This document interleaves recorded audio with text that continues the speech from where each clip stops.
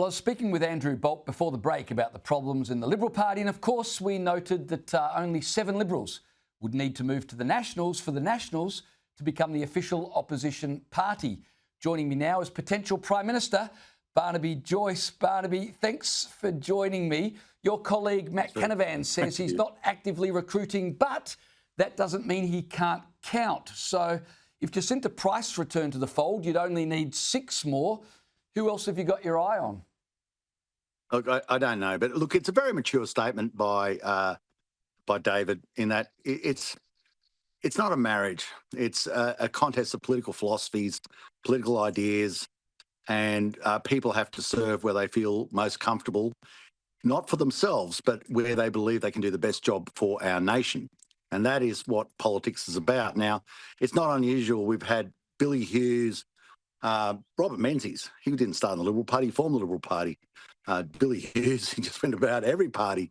John Gorton left the Liberal Party, and I suppose Joe Lyons left the Labor Party and ended up sort of, the Prime Minister on the other side of the political fence. So it's a statement of maturity that you just accept. You don't throw the plates around the kitchen, you accept it. If people leave, people leave. If people come, well, good luck to you. But that's just the way it works. I think in the past, Australia doesn't have the freedoms of, crossing the floor like other nations have.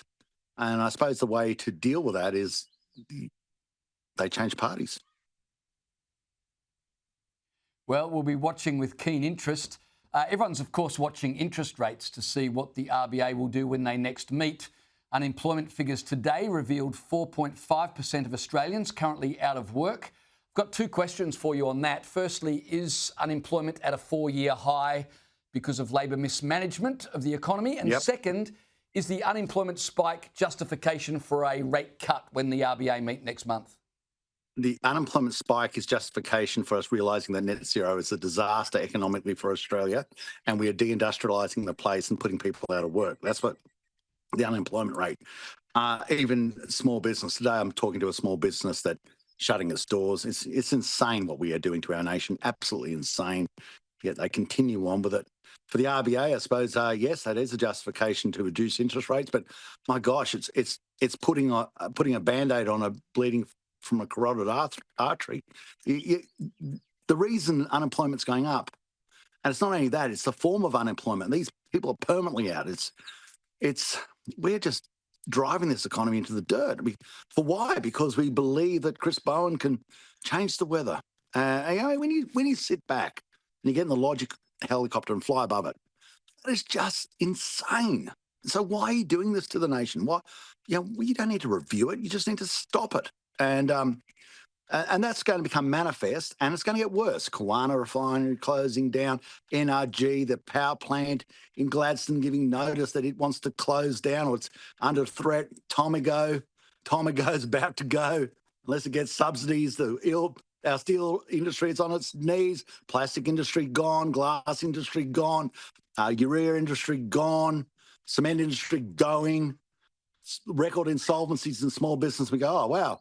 Unemployment's going up. Well, I'm not surprised, Cyclone. You've created a complete cluster. Well, speaking of complete clusters, we regularly hear Chris Bowen enthuse about Australia becoming a renewable energy superpower. It's more like a super flop.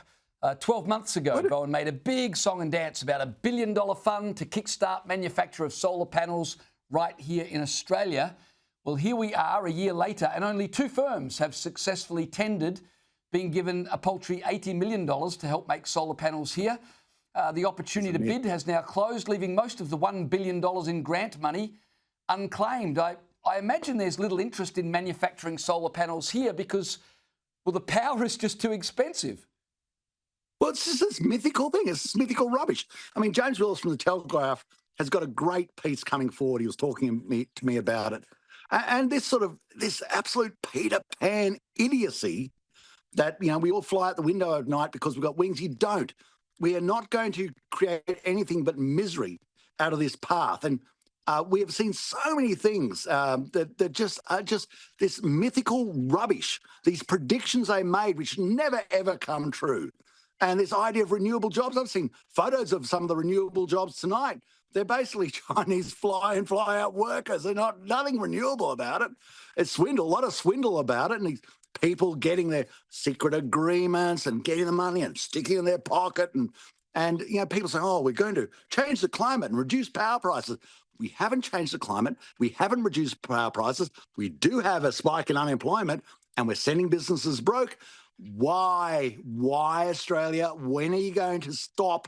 Wake up and say enough is enough. We'll vote you out unless you grow some brains. Barnaby, just got 1 minute left. I wanted to get your thoughts on the New South Wales court decision today to overturn the state government's ban on protests outside places of worship. This court decision just invites more ugly protests like we saw outside a synagogue last year. It's not a good decision, is it? Outrageous decision.